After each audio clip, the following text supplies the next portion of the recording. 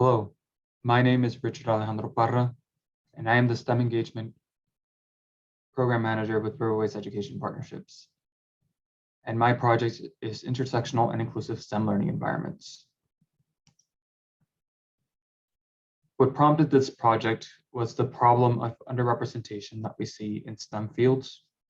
So the hypothesis for our project is that racism and sexism in STEM education may be counteracted by creating STEM lesson plans and learning environments that are gender responsive and culturally responsive. We believe that this may lead to BIPOC youth and girls becoming more interested and confident in STEM and subsequently pursuing STEM education and careers. So when analyzing the results for this project, we focused on 4 major areas: interest, confidence, and interest in education and interest in career. So let's start off with interest.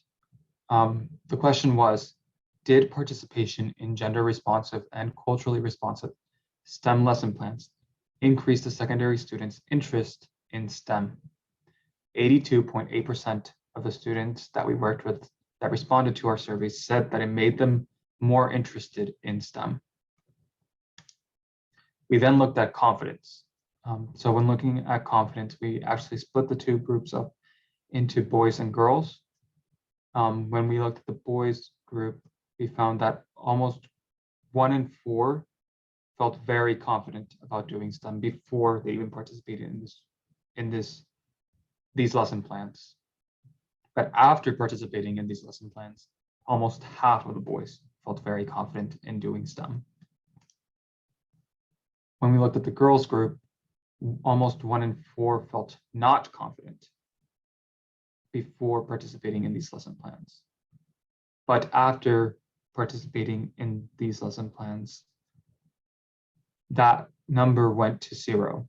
In fact, all the girls that responded to our survey indicated that they were somewhat confident or very confident in doing STEM. We then looked at STEM education. Specifically, we looked at science classes and math classes.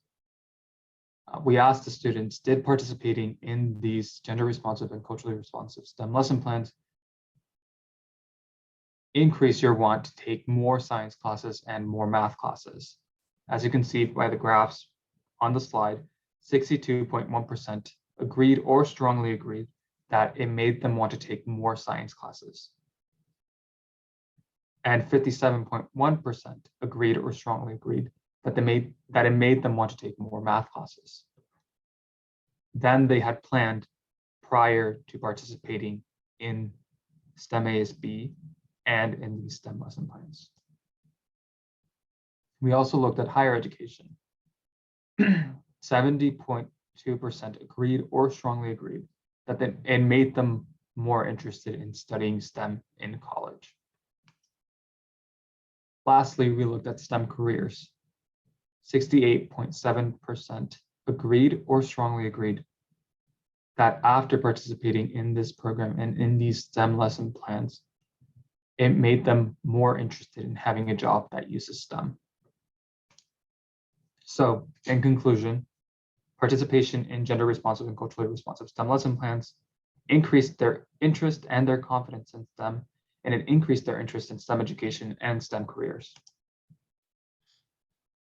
Through this project, we developed a framework that helped individuals learn how to develop and facilitate culturally responsive and gender responsive STEM lesson plans.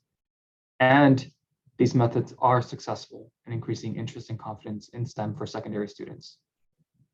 We believe this is important because we believe that these strategies may also be successful in increasing interest and confidence in STEM for college students, thus helping to ameliorate the high attrition rates we see for BIPOC and women in pre-STEM and STEM majors. Thank you.